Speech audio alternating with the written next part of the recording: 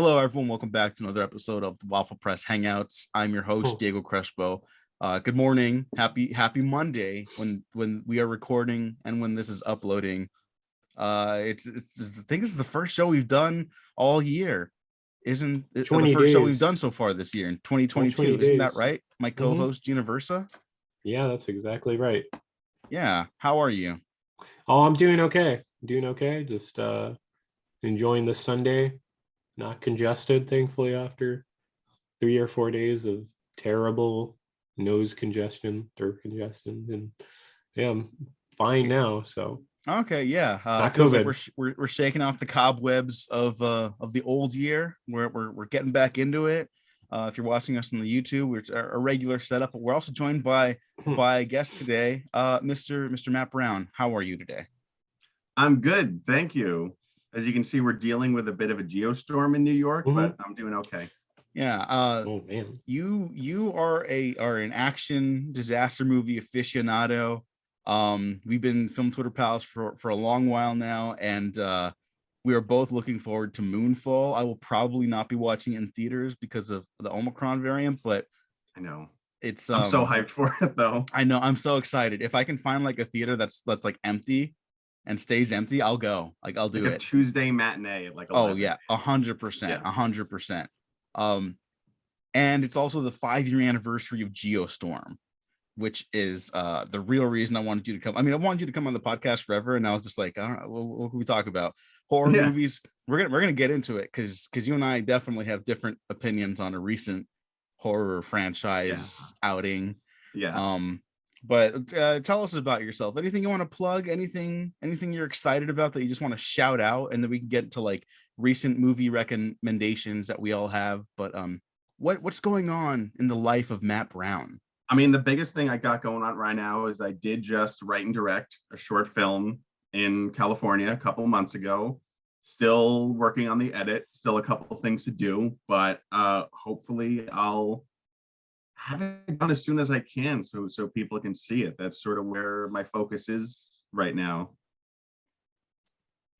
Okay. I mean, I should have more to do. You know, I used to be more involved in like, you know, writing for sites and stuff. I've channeled my focus into filmmaking right now. So that's what I got going on. No, yeah, of course. There's only so much you can like divulge while you're in the process of it anyways. Like not like just because of secrecy, but just because like you're doing it, you know. It's like, yeah, I mean, I even told like a friend at work that I'm not trying to like keep it secret like in a JJ mystery box way. It's just that it's a short film. I have like 2 surprises in it. I don't know how to give anything away, you know. Yeah, you're working on it. You're doing it. You're doing, not talking. That's what it goes. And we had the pleasure of meeting for the first time in person over the fall. And back in, what was that, October?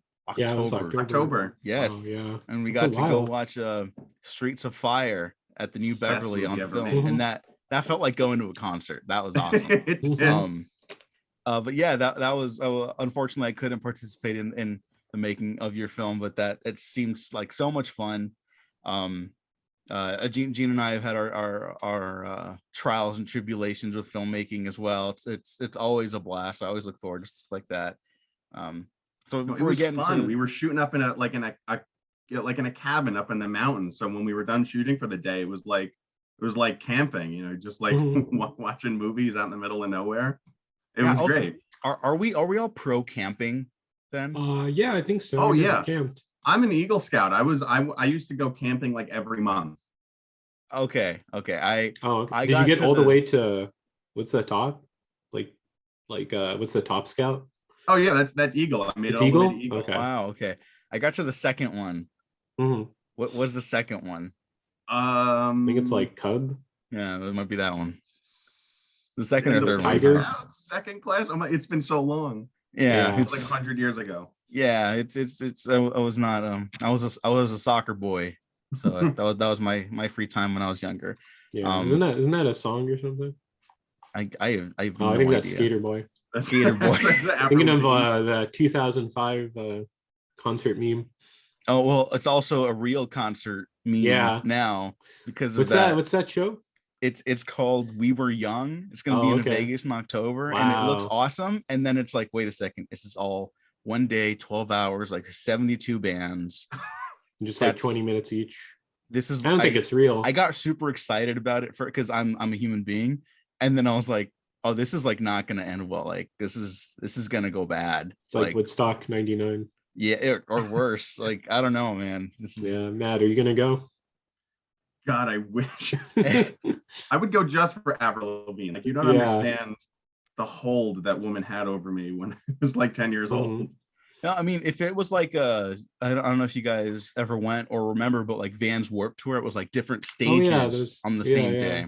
If it's like that, it could work, but I don't know. Well, that's not what we're here to talk about today. We're here to talk about stuff like Scream, Halloween, horror movie hot takes, but let's talk about what we've seen recently. What would we recommend? So Matt, as the guest and the first guest of 2022, what is something you've seen recently before we get into these other topics we have lined up that you'd recommend people to check out? It could be recent, it could be old, yada yada. We know in these last few days, okay, so recently I'd been watching a bunch of like really serious indie dramas because I'm in film independence, so I'm trying to watch the screeners, and they're all very good, but they're like so in the last couple of days I've just tried to take a break and go on like an action kick. So I've been watching like Donnie Yen and Jason Statham. I just watched Raging Fire the other day. The last 15 minutes of that movie is like the best action scene of the year. It's this incredible shootout, and then it's like, you don't think it can get better? We're gonna have Nicholas C and Donnie Yen fight in a church, and it's amazing. Raging Fire fucking shreds. It's so good. Donnie Yen doesn't age. He looks amazing. Gene, you can watch it. Where is it right now? Hang on. It was on Haya, the streaming service. It's like an action movie streaming service. You can watch it on the Roku channel if you have Roku. I don't have Roku. I'm just Googling this. I just rented it on Vudu. Yeah, okay, I rented it too, but it's so fucking kick-ass. It's like it's the last movie by director Benny Chan, who was an action movie legend, basically. Which I didn't know about until there was like a tribute to him in the end credits, but I didn't know that had happened. He directed some of my favorite Jackie Chan movies, like Who Am I is a great Jackie Chan movie. That's a good one. It's a great movie. It's a great send off. Everyone go watch it. It's one of the best of last year for sure. Too. And then what else? I ended up inadvertently doing a sort of money truck double feature. I watched Wrath of Man and Den of Thieves, and they're both so much better than I think they had any right to be. Like, and they're also the kind of movies where they don't have a lot of action. They make you wait for it. It's worth it. Yeah. And I just like, I mean, Wrath of Man is really good, but Den of Thieves is the one that really stuck with me, because I love when a movie, there's this thing in like Hollywood, your characters have to be likable. There's no likable characters in Den of Thieves. Gerard Butler plays an absolute scumbag, and it's probably his best performance. Like it's so good. That is like peak, like scuzzy Gerard Butler. Like every frame of that movie looks like it's covered in sweat. Yeah, it fucking rocks. I'm pro Den of Thieves. I don't know, Gene, have you seen it yet? No, I haven't seen it. I just saw Wrath of Man. Yeah, you and I have been very pro Wrath of Man. Wrath of Man was like the first movie I saw last year. It was the first like of the 2021 movies I saw where I was like, now that's a fucking movie. Now I'm gonna watch that. I watched it again like the moment it ended because I rented it. And then I watched it just again the moment it was over, because I was like, I don't think I really knew what it was about. I think I just knew like, oh, it's Jason Statham in Money Trucks. I think in my head it's like, oh, he's probably like a cop who was fired for being too hardcore and then has to do money trucks, and he's going to use his skills. And like, I was not prepared for how like morose it would be, how somber and how mean-spirited it would be. Yeah, R.I.P. I don't want to spoil it, but like that third act, I'm like, this is like so brutal. I am really excited for the next Guy Ritchie movie, though. I'm here for the Josh Hartnett Renaissance. Oh yeah, absolutely. I like Josh Hartnett. I feel like they never figued out what to do with him. He's always been like good though. He's a good screen presence, and I'm glad he's kind of found this like niche. 30 Days a Night was great. Yeah, I like 30 Days a Night. Yeah, that's right. That's such a good one. Yeah. I feel like there's some of those actors like James Marsden where they get pigeonholed into like Pretty Boy, and they never get to actually like until recently only got to be like, oh no, they're way more interesting than that. Yeah, that's why fucking Hollywood sucks, because we lose out on the cis white men. That's the only reason Hollywood's bad, because we lose out on the interesting cis white dudes. That's the only problem in Hollywood, of course. There's nothing else worth digging into. Everything else is perfect. Yes. Gene, what else have you seen recently? Well, I think you guys will be happy to know I started Succession. So, Yeah. so I'm on the end of season 1, starting in on season 2, and yeah, I've been really loving it. It's been very bingeable. Watching that in like a couple of sittings has been interesting. I'm not sure if it's meant to be watched like that, but certainly fun. Love Cousin Greg. Love some Cousin Greg, and of course Brian Cox. But yeah, no, I think it's a very just man, that series is just such a, like, you're laughing but crying, I guess, because it's like all the topics are, the way they make it is like so like irrelevant, but then when you think about it, it's oh man, these are terrible people, but kind of laughing at them, I guess, right? Yeah, it's like, I think people forget this is like a real satire. Like, you're laughing at them, but it's like sad stuff you're laughing at a lot of the time, like not just because you like the characters and they're so awful, but like, I don't know, it has a way of having its cake and eating it too. And it finds a nice balance of the cynicism and like the moments of optimism where you're like, fuck, I want these people to do like better sometimes. Like every once in a while you get like a glimmer into someone who's like, oh god, if they had like the equipment to become a better person, this is the moment. That's how good Jeremy Strong is, though. Yeah, he does this thing. I'm still only 1 season in, though. I'm behind 2, but oh, okay, he's like the worst person in the world, and then he'll do this thing where his face just drops, like something will devastate him, and you'll feel bad for him, even though you shouldn't. Yeah, that keeps happening. It's great acting. Such great acting all around. I love every cast member in that show. It's just I've been waiting for Sarah Snook to get like a big break, because I thought she was great in that movie Predestination, and then I feel like I didn't see her for years. Yeah, now she's in this. Well, it's like I wish that Adam McKay would have stuck around too. After doing well, he's still producing, to be fair. Yeah. Well, yeah, like the person that directed the pilot, like that kind of satire instead of, I'm not sure if you guys saw Don't Look Up, but still. Yeah, I saw it. Just did not care for that movie. I haven't seen it. You don't need to. Okay. Yeah, like, well, I watched it because I'm such an award season completionist, and I'm like, I have to watch it just so I know what's going on. But did it get nominated for anything? Did it win anything? It's probably gonna be. It's probably gonna win screenplay or something. Oh, okay. I don't know. Well, that's an acceptable loss, I guess. Yeah. Yeah. Well, here, I didn't see that. Allow me to segue into what else I've seen recently. I've actually seen a lot this week, so I'm not going to get into all of them. I'm just going to list some stuff that I really liked and I think worth checking out. Razorback, the 1984 movie about the Razorback boar. It's Jaws, but in the outback with a boar. Okay.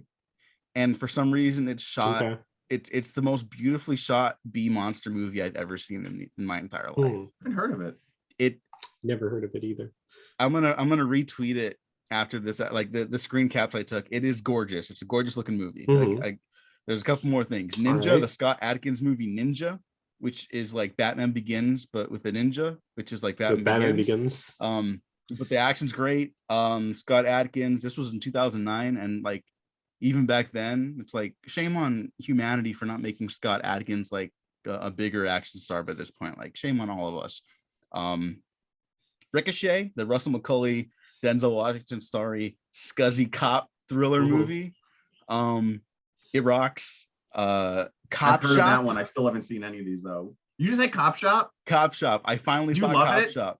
Cop Shop is a fucking banger. Cop Shop rules. Cop Shop fucking rocks. Okay, listen, just to bring it back to what I was saying before, in the weeks leading up to me coming to LA to make my short film, I started to get like the real nerves, and I'm like, I need to just go to the theater, turn off my brain for 2 hours, and just like watch a movie and not think about anything else. And I saw Cop Shop, and it fucking ruled. I didn't see the trailer or anything, so I didn't really know what it was about. I didn't know what was going to go on. Like, I thought it was going to be an action movie, and then like throughout, I'm like, oh, there's no action. It's just sort of like a cat and mouse thriller. And then that last 15 minutes just blows the roof off the place. Oh my god. Cop Shop rocks. A cab, but like if you're gonna make a star like making performance, Alexis Louder, as the one good cop, whatever, right? As the one good cop. She kills it. She should be like a star now. Like they people should be calling her and be like, oh, that's a badass. She's a filmmaker too. She's written and directed some short films. Really? Okay. Well, she can fucking do everything then, because she's great. She's great. That movie has one of my favorite shots of the year. I don't want to spoil it too much, but there's a shot of her like standing up in slow motion. Yes. It's so good. That's like the hero shot of the year. I mean, it's kind of the Bad Boy shot, right? Yeah, it is. Yeah. If you know Bad Boys, you know exactly what it looks like. The last movie I want to mention, if you follow me on Twitter or Letterboxd or even Instagram, you know that I finally saw Eternals, and it only took another 3 years for me to like another Marvel movie. But I thought Eternals was great, and I think everyone's dead fucking wrong about this movie. Yeah. I think, look, if you don't like Marvel movies and you're like, here's why we can't like support them because of X, Y, and Z, and I'm just annoyed by their presence and existence now. I get it. I totally get it. And this recommendation isn't for you then. This is not a recommendation for you. Don't go watch something else. There's plenty else to watch out there that's worth really watching. Is. But if you're a Marvel fan and this is the one you don't like, I have to like fight you in the street because I don't know what the fuck anyone's talking about. I thought it was exciting. It made me think about my place in the world. It's a movie about killing God. I'm in. You haven't seen it, Matt? No, it's like after Endgame, my interest, like I used to be like so into it. I saw every MCU movie in theaters, but after Endgame felt like a series finale, like something just turned off, and I started like I saw Black Widow because some friends wanted to see it. And then I saw Spider-Man, which I really liked Spider-Man. I have to be honest. Maybe, I've said some things, but I didn't see Shang-Chi or Eternals or any of the Disney Plus stuff. Yeah, I'm probably going to have to watch WandaVision before, Sam Raimi. Doctor Strange. Yeah. Oh, yeah. Look, I liked Eternals so much. I'm looking forward to Doctor Strange again because I felt that Eternals was like a movie made by human hands with a vision for something, and it's not like a perfect movie. It's great on like the Marvel scale. It's a good movie, but like on the Marvel, it's top 5 Marvel. I don't know what the fuck anyone's talking about. I liked it so much. All right, I'll watch it. I mean, sometimes crazy. They break through. Did you see Captain Marvel? I did. I like Captain Marvel. Yeah, there's moments in there where I'm like, oh, this was directed by like directors. Like, there's good stuff in there. And I gotta call bullshit on people when they're like, oh, Eternals just looks like the slop they always do. I don't know what movie people watched because like I thought it had like really solid color correction. Yeah, there was like shots motivated by like story and character. It wasn't just like Chloe Zhao's pretty landscape shots. Like, that's kind of what she's known for now, but it's not that she just does that. She's always doing it to like capture a mood or like a place and time and character moment, and like she gets to do the same thing here. So I guess her Oscar win allowed her to like tell a real story in this movie. So good for her. Thumbs up. They should let her do a trilogy. Like piece of an interview I really like where it was Salma Hayek on like a Spanish language interview, and she like started to like cry talking about what it meant to be like a 50-year-old, Latin woman, in the woman who looks like her in that costume, and what that, she started talking about all the little girls who are going to see her, especially like a woman her age. And like she got like seriously emotional about it. Like it didn't feel like it was just a paycheck like it is for some of these people. It seemed really meaningful to her. Yeah, and that really got to me. I haven't seen that, but that's great. And you know what, I had heard that some of the characters were underwritten or whatever. I don't understand any of the complaints about this movie because I thought there's like 10 main characters in this movie, and I understand completely every character dynamic presented in the film. I feel like I have an understanding of their relationship within thousands of years of each other. And I was just very impressed. Job well done. Well, I still haven't seen it. I'm going to see it, but I don't understand. Yes. There's this like mentality now where anytime there's a movie with more like more than 5 characters in an ensemble, everyone's like, oh, there should have been all these standalone movies first, like they did with the Avengers. And I'm like, it's not necessary though. Watch Ocean's 11 and tell me you don't know everything you need to know about these characters. Yeah. You know? Yeah. I feel like a great ensemble, worked within itself. Yeah. I would be ensemble movies. Yeah, I would argue personality and backstory are not the same thing. Yeah. And I would argue like the snake's kind of eating its own tail, because like the Marvel movies are kind of responsible for that thinking a little bit. I would argue, and now it's like no, they did it. This is good. Don't complain about this one. Go complain about why Shang-Chi looks like garbage. Sorry, that was why my bar was so low. I don't know if you know this. I saw Shang-Chi and I was like, this is bad. This one was good though. But I'll shut up now because we're here to talk about other stuff too. And one of the things we're here to talk about is, Matt, because you're a huge horror movie fan too. You're like, oh yeah, like I said, like that's my genre. Yeah, I can see a shirt. Oh yeah, I've got a Japanese Jason Takes Manhattan shirt on right now under my cardigan. What a moment when he like punches that guy's head off. That's the best. So like tell us a little bit about like your love of horror movies. I want to give you like the spotlight, especially because I was just rambling about fucking stupid shit right now. But yeah, I wasn't prepared to do a whole Matt Brown history. No, you don't have to like you don't have to be like when I was a boy or anything like that, but just like like what is your love of Staten Island 2002. No, you know what it was? Like I can actually trace it back to a couple movies, and the first one I think was it was like summer 2002, and everyone was talking about this movie Signs, and I'm like, that sounds cool. And so my parents took my little brother to see Spy Kids 2, great movie. My older brother and I went to see Signs, and it was scaring the shit out of me. I had to have been like 9 years old, I think. And like the scene where the alien on the Brazilian birthday video, like gave me nightmares for weeks. But I got to the part of the movie when they're at the dinner table and the baby monitor spikes, and I turned to my brother and I'm like, we need to leave. I didn't make it to the end of it's the only time I've ever walked out of a movie theater in my life. And I didn't finish it until like a year or two later. And there was something kind of exciting about that though. And like I kept going back to it. And then I started to check out movies like Halloween or the I Went Camping, where they filmed the first Friday the 13th movie, Back to Camping. So I went back and watched some of those. And then years later, I saw Paranormal Activity in theaters, and it was before sort of the whole phenomenon started. There was like 3 other people in the theater, and even as someone who doesn't believe in ghosts, like that movie traumatized me. But I just kept trying to look for movies that gave me that like same feeling, like there's something excited about scary movies. And yeah, since then it's been pretty much that. And I that's pretty much, if I don't know what I'm going to watch, I'll sometimes just go on Shudder and just find whatever sounds interesting. Some good Shudder for sure. Yeah, Shudder, it's to me like the secret MVPs of the streaming services are like Shudder, Tubi, like those two right there. There's really good stuff on Tubi. Action Film Twitter, shout out to our boys from the Action for Everyone podcast.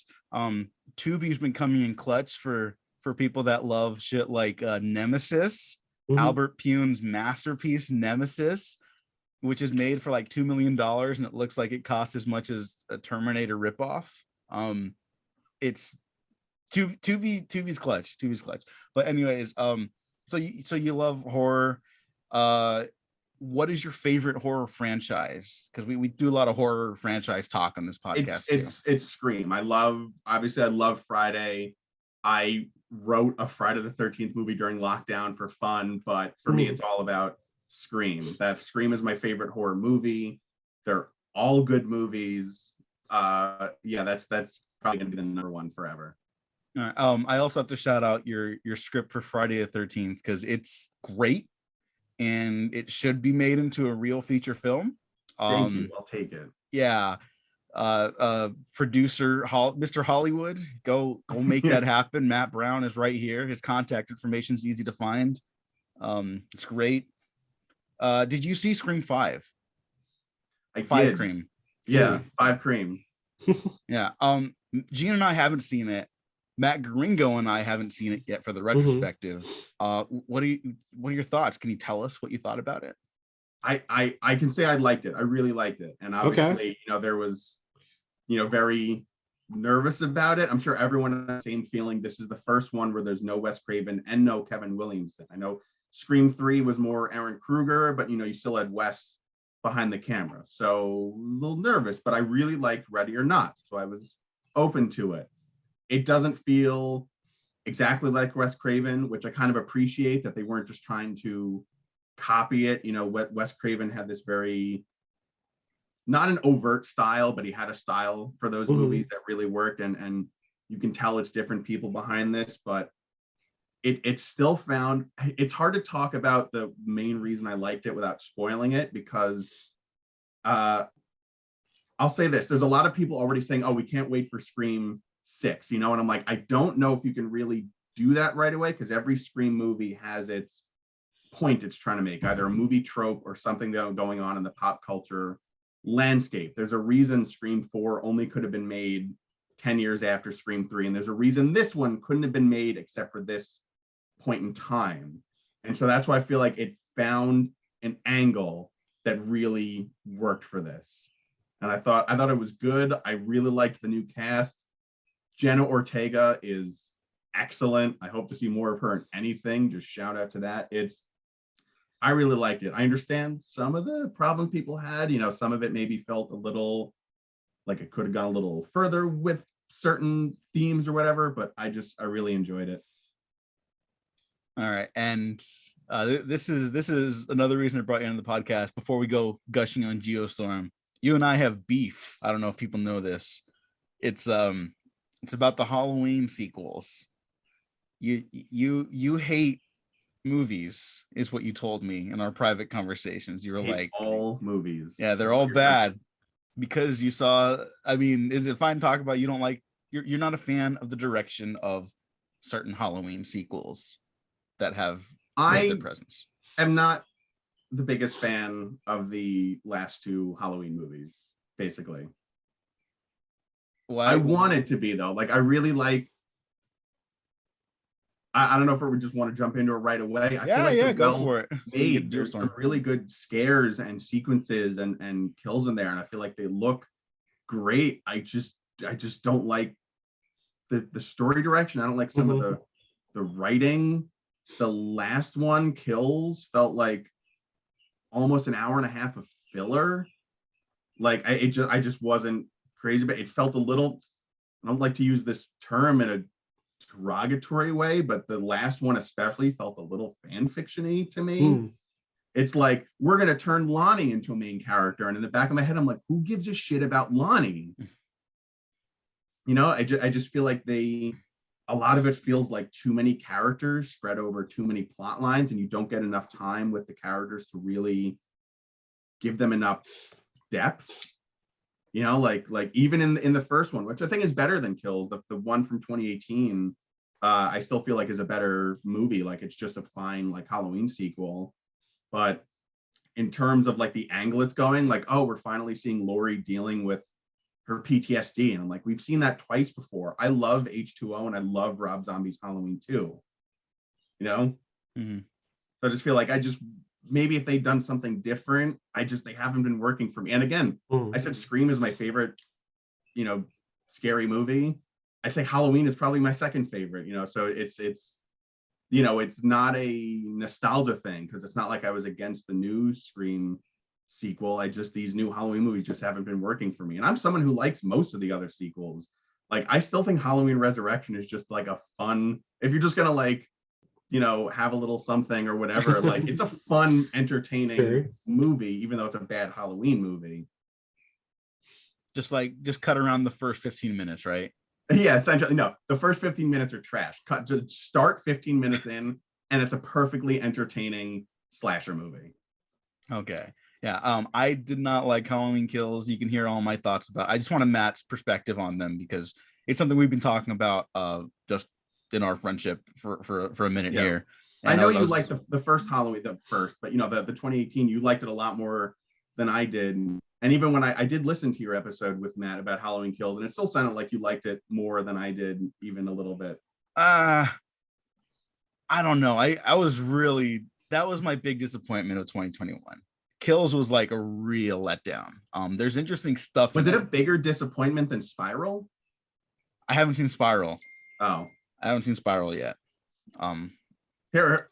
I like Spiral. Think Spiral. of the easiest twist ending possible for a Saw movie. That's the ending of Spiral. Oh, that sucks. Yeah. Okay. I will check it out because like Saw, I've also talked about in the retrospective. We haven't done a Saw retrospective. I don't think we will because they do kind of become like monogamous at a certain point. But like, you know, Saw is like cinematic canon. Like, it's very funny that this was like horror for like a decade. This was the horror thing for the post 9/11 era. That's how fucked up. This is why society's fucked up. Not because we saw the Saw movies, but because we were just like, yeah, okay, this is normal. Like you show a Saw movie to the founding fathers and they drop dead immediately, right? Yeah. But it's like what is like this? I don't know if people really. I'm sorry, I interrupted you. No, go ahead. Fuck it, whatever. Yeah, go ahead. It's just like I don't know if people like really remember the hold those movies had on culture. Like I remember being in high school and like the students and the teachers were having conversations about like what's gonna happen next in Saw 4. Like they were a big deal. To like the fourth or the fifth one. Yeah, people were talking about them the way they did, like what's going to happen next on Game of Thrones, like what's going to happen on Succession. Like it was like those were the water cooler movies for like a decade. Yeah, every Halloween it was Saw season nonstop. It was I want to play a game, you know. So yeah, Saw is like fun because of that. It's like it's a staple of the time. So I'm interested in checking out Spiral. I have not heard good things, I guess. Which is better than Jigsaw. Oh, Jigsaw's awful. No, as a Saw defender, Jigsaw is like the worst thing ever. There's no point to Jigsaw. Don't watch Jigsaw. If you're interested in a good PG-13 Saw movie, I've recently become a fan of the escape room movies. I don't know if I'm in the minority there. No, those are entertaining. Yeah, I saw the second one. That's another one. I saw the second one a few days ago. Like my heart was pounding. I have to be honest. Like I was really into them. Yeah, no, escape rooms are fun. For like I'm the movies. I haven't done an actual one. I should. Real ones are fun too. I haven't done one. Okay, yeah, in a long time. There you go. We'll do a podcast in an escape room at some point. Yeah, just getting scared. But yeah, no, those movies are like solid. Like I don't know, you could do a lot worse with horror movie stuff. Like, yeah, it's not gonna shake your world like The Empty Man or something, but like, oh my god, I saw that recently too. That war. That's a banger. I loved that movie. Yeah, that movie is fucking incredible. It's like this movie that's like, I don't know, like mythical, where it just comes out during this pandemic, no one knows about it, and then it's just up on a streaming service. Yeah, it's like it was all like, word of mouth.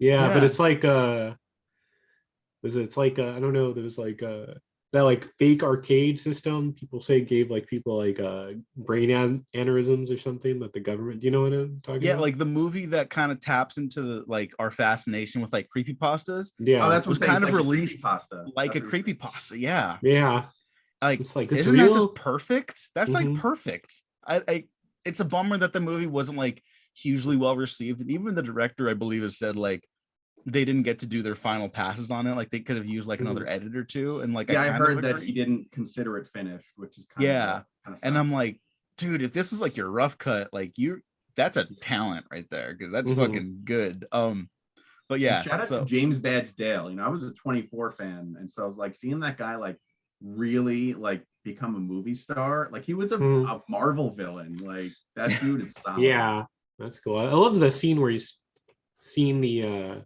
Colt and they all just move in unison. He's like, oh fuck this, when they just hear him. That's such a iconic scene, right? It's the realistic reaction, you know, like you're not going to be like, let me get closer. Like he acted like a real person. Yeah it's so creepy how they just like the way they move too, that Colt. Yeah, it's like a nightmare. But speaking of James Badge Dale 24 action, that's how I do my segues today. Let's talk about Geostorm. It's time. Geostorm, action movies, Roland Emmerich. Matt, again, as our guest, what is your relationship to Roland Emmerich disaster movies? Roland Emmerich did not direct Geostorm. That is Dean Devlin, the producer of a bunch of Roland Emmerich movies. But where are you coming from with this? Wrote like a bunch of the Roland Emmerich movies. This was his first time as a director. So not jumping into Geostorm. I want to start with Roland Emmerich. I think like one of the first movies I ever saw in theaters was the Roland Emmerich Godzilla. I would have been like 5 years old. And that movie rocked my world. I wore out the VHS. Like I loved it. And then later on found myself watching Independence Day, which still holds up so much. Yeah. And I was gonna say I just resaw the 98 Godzilla recently. It was on Netflix. Doesn't still, it like it's fine, right? Yeah, I still like not the biggest fan, but like I was really impressed by like just like the production design or like the atmosphere. It's just raining the whole fucking movie. Like that would have been a fucking slog to get. I remember watching it. I went down to visit my grandparents once, and we rented Godzilla on VHS. And when the movie was over, we went outside and it was sunny. And like my grandfather was like, "I really thought it was raining outside." That whole movie is wet. Oh man, yeah. I was gonna say also it has the best teaser. You have to give it to that production team. Do you remember the it's like New Year's Eve and it's like the balls dropping and then Godzilla just like swings his tail? Oh no, I remember the one in the museum. Yeah, there's the museum one. There's a really good one in the museum where like a bunch of kids are on a trip in like the Natural History Museum and they look at the skeleton of a T-Rex and Godzilla's foot just crushes the whole thing. Yeah. Like, size does matter. Yeah, they got the Roland Emmerich, Dean Devlin team. They have such good trailers and teasers. Because for Independence Day, I think there's one too where it's just the White House. I think it was during the Super Bowl. Yeah. Just the White House being destroyed, right? Yeah, that's a classic. I mean, even the one for like, I remember like again, I remember before The Day After Tomorrow came out. That would have been I would have still been in elementary school, I think, and even the kids were like. Everyone was excited for The Day After Tomorrow. Like, yeah, like global warming, what's that? Like there was a decade where Roland Emmerich like dominated movie theaters. Yeah. Day After Tomorrow was really interesting for sure because it was like kind of just kind of that topic was like such a weird it's a weird movie to do that topic about, but truth be told, because we were all pretty young when that movie came out. That movie's my first instance of what's global warming. Like, Gene, you're making a joke, but you're right. I was like, what is that? How come it gets cold with global warming? And then my parents, thankfully, are at least knowledgeable enough to be like, oh, well, it actually means this. And I was like, oh, that's scary. We should do something about that. Yeah. And now I'm like, hey. 2 years later, Al Gore's like, I got to make an inconvenient truth. He was blown away after Tomorrow. I wonder if he liked that. I don't know if anyone. I remember we watched Inconvenient Truth in science class, and there's a scene where there's this helicopter shot over some glaciers, and I'm watching, and I'm like, I'm 99% sure they just ripped out the opening credits of Day After Tomorrow. Like, I'm pretty sure they just pulled the scene. He had to have seen it, or at least he has to be aware of it for sure. I still think it's a solid movie. I think it's actually good. I like the characters. It's pretty intense. The ending is a little ridiculous when they're running away from the hallway that's freezing. And it's like, run, the temperature is coming. It's pretty solid and it's scary. I cannot vouch for it because I haven't seen it in a long time. I will absolutely vouch for the 98 Godzilla as being the perfect Netflix watch. It really is, because I was watching that like through some lunch breaks and stuff working from home, and it's so fun. I was gonna say I love Jean Reno when he just randomly does an Elvis impression. Oh no, Jean Reno and the French spies are the greatest part of like the 90s cinema thing. Oh ever. Like they're like, oh, we're all chewing gum. Oh, it's to look more American. Like that's so fucking funny. Yeah. Like, well, I was gonna say like he just did the Elvis impression just because he likes Elvis, right? He was like, they just like, oh, do you want to do that? He's like, yes. Yeah, the guard is like, yeah, that's totally normal. Yeah. Well, thank you very much. It's like, what the fuck? That was my first instance of like an Elvis impression in a movie. And I was like, what the fuck is this? You know, like sounds American. I hadn't come across that before. Even though like you look at the characters, they're all pretty thin, you know, it's a pretty basic story, but I feel like Emmerich just knows how to craft a really good sequence, you know, like no matter how ludicrous they are. Like there's a scene where Godzilla jumps into I want to say the East River, and there's nuclear submarines coming around. That water's like 20-30 feet deep. It's not possible. But it's so thrilling. The ending in Madison Square Garden is like top tier. Like, I mean, clearly they're just like, we have to do Velociraptors because Jurassic Park came out 5 years ago, but it still really works. Yeah, I was gonna say Also, the tension and the political intrigue is like it works enough because even with Mayor Ebert, Yeah. still laugh at that Mayor Ebert and his assistant Gene. Mm-hmm. Like even that, like it's very it's like, oh, that's certainly saying something. I don't know if it's saying a lot, but certainly has like some sort of point of view, which appreciates just thinking about his election. And it's Roland Emmerich being like, hey, petty. They didn't like my other movies. I should drag them in my next movie. Mm-hmm. And they still dragged it. I can't remember if it was Ebert or Siskel who were like, if you're gonna put us in the movie, at least let us get squished or something. Yeah, Ebert. Yeah, they acknowledged it. They thought it was they didn't think it was clever, but they said something like that. I don't know. I'll fight anyone who says that Independence Day is bad, though. Like, I'm sorry, Roger. Oh no, Independence Day is great. The sequel, that's another story. But I tried so hard to convince myself I liked it. Like, I saw it like Thursday night, like opening screening, and I'm like, we're talking afterwards. Like, there was some fun stuff in there, right? I don't. Do you think if it had if it had Will Smith, it would have been at least more likable, I guess. Yeah, well, isn't that like so weird? It's like Will Smith wouldn't do that, but it's like Suicide Squad. Fuck yeah, I'll do Suicide Squad. Oh yeah, he did Suicide Squad for that instead. Yeah, that was the same year. Mm-hmm. Yeah, so I hate that thing movies do though when an actor doesn't come back, so they kill off their character off screen. Mm-hmm. Like, can you find another way? I always find that kind of cheap. Like well, he dies so goofy too. He died in an accident. Yeah, which is kind of lame. Yeah, he's an expert pilot. Like he crafted all this alien tech. He like flight it throughout the thing. I don't think he would die that way. Yeah, maybe he just had like lung cancer. I don't know. He smoked a lot. Here's the thing. If you're gonna do a sequel to a Will Smith movie without Will Smith, if I'm the producer holding the most money, I'm like, I can't support this because it won't work. Yeah, it just never does. I'm sorry. Like even the Suicide Squad, a movie that I think we all really enjoyed to a degree. It bombed like horrendously. Like the general public doesn't like care about Suicide Squad because of DC Comics, right? That's fine. I don't even whatever. But Will Smith is in the first movie. It made a lot of money because it's a Will Smith vehicle. I don't know if people remember that movie made a lot of money. Yeah, it's a sad, depressing truth. Yeah, it made a fuck ton of money because the trailers were convincing and Will Smith was awesome in the trailers. Good trailers. Don't you don't bet against Will Smith sequels. You just don't do it. Sorry. No, you can't recast them either. There's a lot of characters, especially in blockbusters that you can recast. They recast, Maggie Gyllenhaal and Don Cheadle and all these things, but like there's something about Will Smith where it's like he makes every role Will Smith that you can't replace him. Which is why Gemini Man is the best movie ever made. Oh yeah, two Will Smiths. Two Will Smiths. Yeah, it's Citizen Kane. There's only one Kane. Yeah. And Gemini Man, 2 Will Smiths. You can't beat that. Yeah. Has anyone seen his YouTube channel? Oh, and his YouTube channel. Yeah. No. His YouTube channel is just kind of like cringy and Well, once celebrities realized they could take the sponsorship money from normal people on YouTube, YouTube just took a nosedive. That's why YouTube is not interesting anymore, and that's why podcasts are all the rage, much like ours.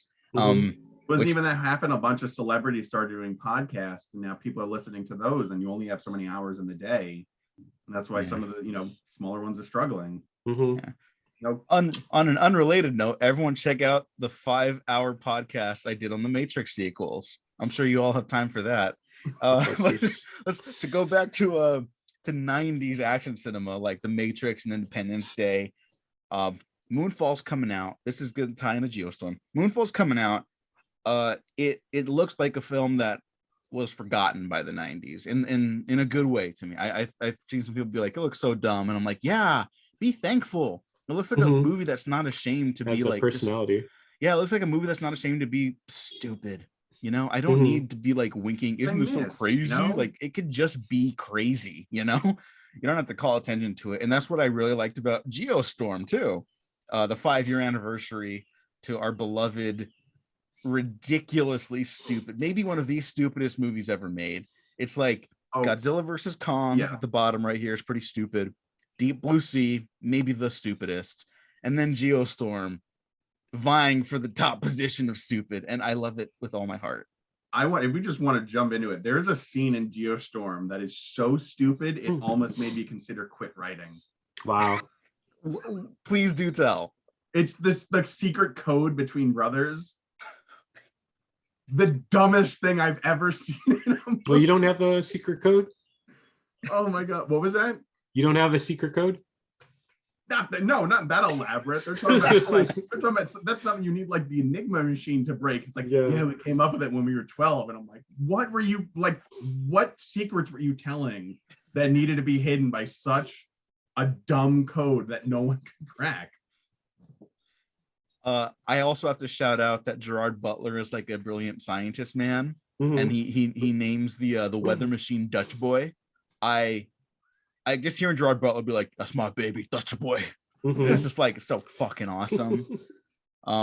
There's some I also think that's what we're missing really from. Sells them. There's like the Richard Schiff guy is like, "You're an hour late," and it's like, "Yeah, sorry, I literally had to fly in from outer space." And I'm like, that's a dumb line, but he sells it. Oh, he sells the shit out of it, and I think that's what we're also missing from a lot of like action cinema. Foreigners declaring themselves American heroes. I mean that with like the utmost respect, because like I think about like Van Damme and like Arnold Schwarzenegger. Oh yeah, and it's like, oh, they're working for the American military, And Arnold in Predator, what's the fuck is like one of his first lines? He's like, "Does your cabinet minister always travel on the wrong side of the border?" And it's like, oh yeah, this dude's from America. Yeah, totally. Yeah.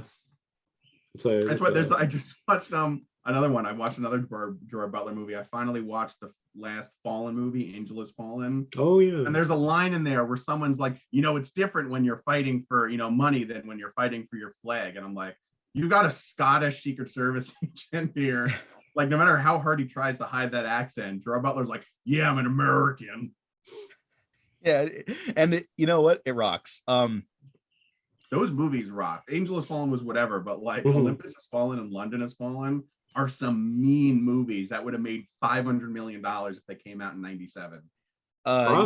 Yes to the latter. I can't quite get there with you. I apologize. I can't really get there with those movies. I'm more of a White House Down fan myself. I'm more Olympus Has Fallen. Yeah. Okay. Same year though. It's the same thing as like Armageddon, Deep Impact, Dante's Peak, and Volcano. More great disaster movies, by the way. Yes, but I will say the absolute greatest thing about the Has Fallen movies is that Mike Banning's action hero trademark is that he stabs people to death. That's psychotic. That's so perfect. It's just like full throttle, like action hero disgustingness. He stabs a man in the head in every film. I haven't seen Angel Has Fallen yet. Did I see Angel Has Fallen? Angel Has Fallen is not as it almost feels like a PG-13 movie with some F-bombs and blood. Like, it is not as mean-spirited or ugly as Olympus and London, which is I think why it's trying to be fun. Yeah, it's trying to be more likable. Yeah, I don't know why. Like, I loved Olympus Has Fallen and even London, which is okay just because they're so like they don't care about being likable at all. They're so mean. They're crazy, like jingoistic, and this like, I mean, action movies in general are like very like, if you want to get like real serious, they tend to be like problematic, but like it's not real, like that's fine. Yeah, I think horror fans and action movie fans generally understand that this shit is like fiction. We're not pro it in real life, we're pro it in fiction. Yeah, there's that great thing that Wes Craven and Kevin Williamson did in the Scream movies, where they're not just about horror movies, they are about the relationship between violence in real life and violence in media. And they made a pretty like stern statement in the third one. It's like, it's like you cannot blame them, so it's like I feel like a lot of people don't understand that. Like when I'm watching Friday the 13th 7 or whatever, and these teenagers are being hacked up, I'm not like cheering on violence against young people. Yeah, so just because I cheer when Gerard Butler stabs a dude in the back of the head doesn't mean like I'm anti-gun. But when Gerard Butler picks up a machine gun, I'm so for it. Yeah, I'm definitely the same. Like in real life, like I get like, I don't do well with real blood, but in movies, I'm like, yeah, I want that person's head to like split open. Like if you're shooting someone on film, I want them to like be eviscerated. I want that RoboCop blood splatter shit. I want them to look like a bag of meat when they're done. Yeah. What Cop Shop did really well that I miss in movies is doing shootouts when the room starts getting obliterated when there's just debris flying in the air. I don't really like when a bullet hits and it's just sparks. Like, no, show me something like getting destroyed. Show me the power of a bullet. Yeah, I mean, that's why I fucking love John Woo movies too, you know, like just pieces of paper flying everywhere. Oh, it's so fucking great. It just adds that extra texture. And to go back to the Heads Fallen stuff, I'm willing to bet they took a hard left wing turn after Trump got elected, because they were like, oh yeah, these are like, yeah, North Korean invaders. Let's go defeat North Korea in the first one. Let's go defeat the Middle East in the second one on the streets of London. Oh, Donald Trump's president now. Yeah, well, literally, Angel Has Fallen. There's no twist in it. You don't see something coming, so I'm not spoiling it.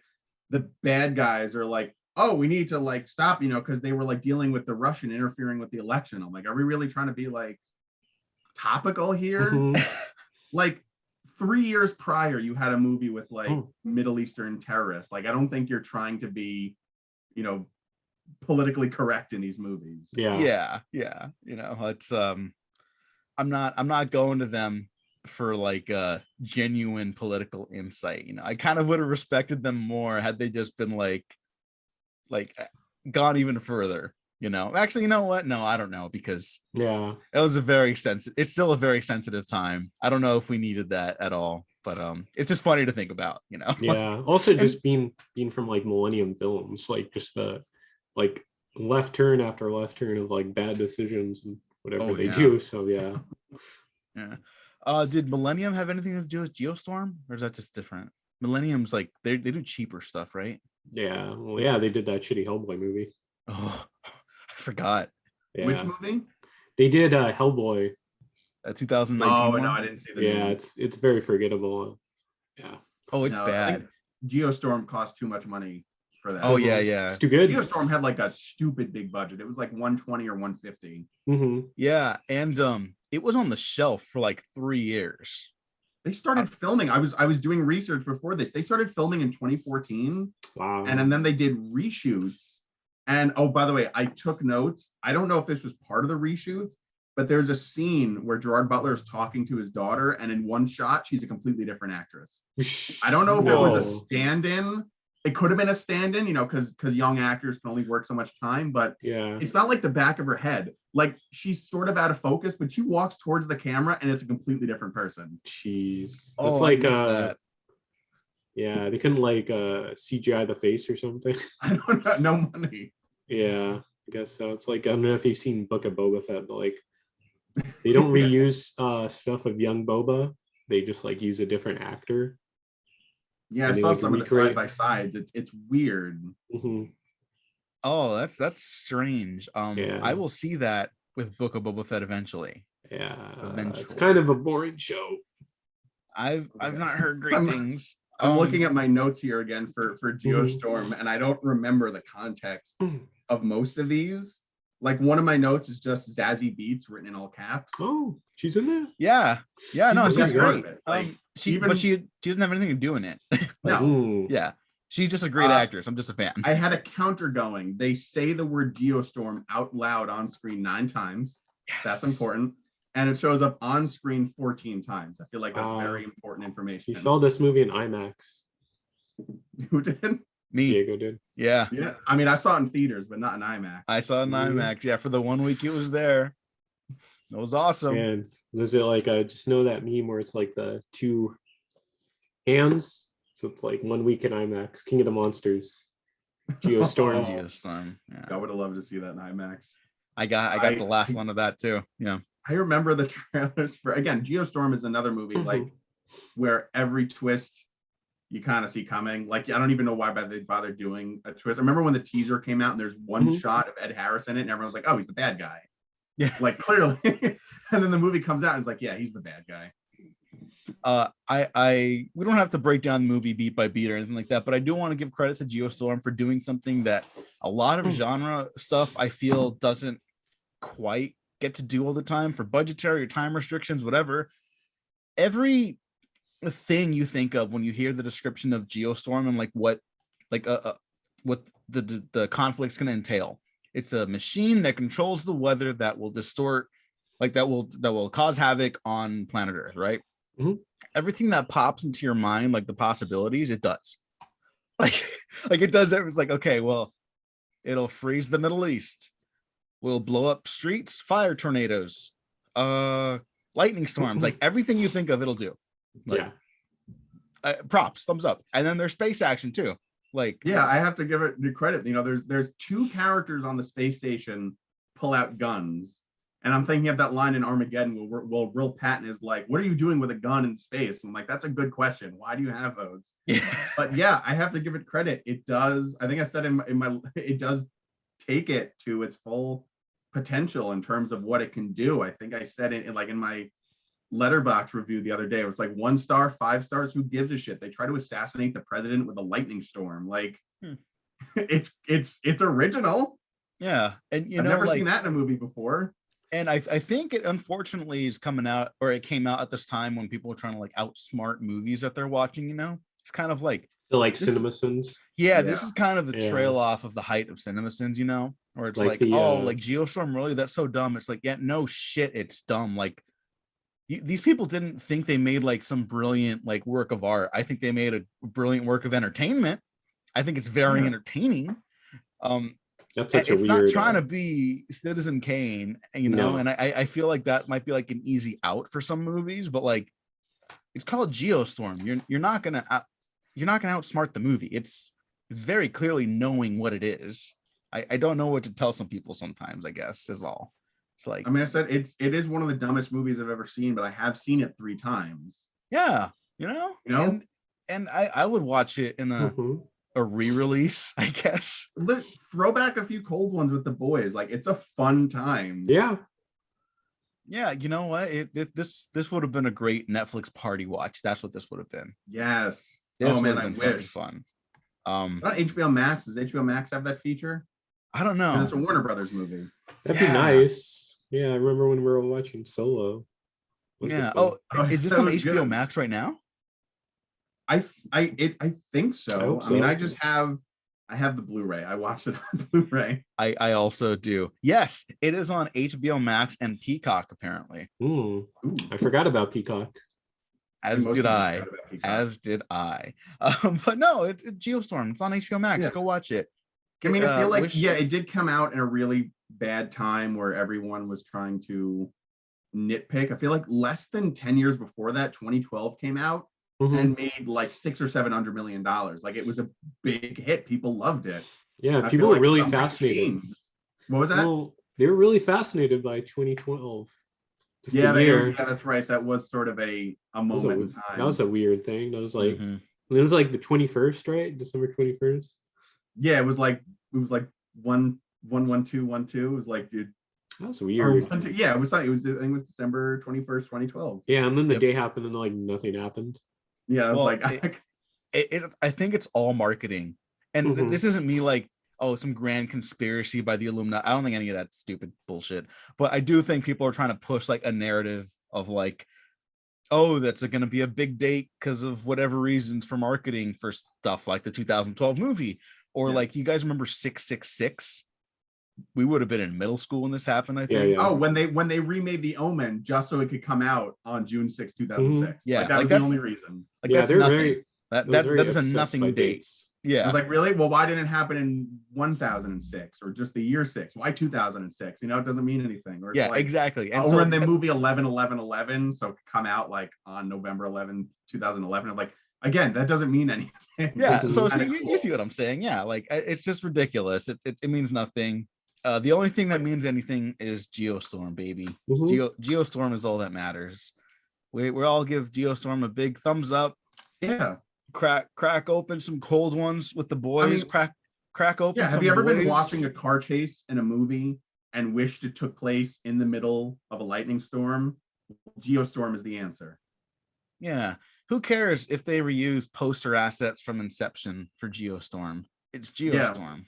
Like, here, you see this bit here where they're in the middle of the street and the tidal wave comes. That doesn't happen in the movie. No, it doesn't.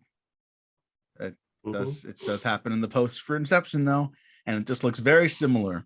They think we would forget. I didn't.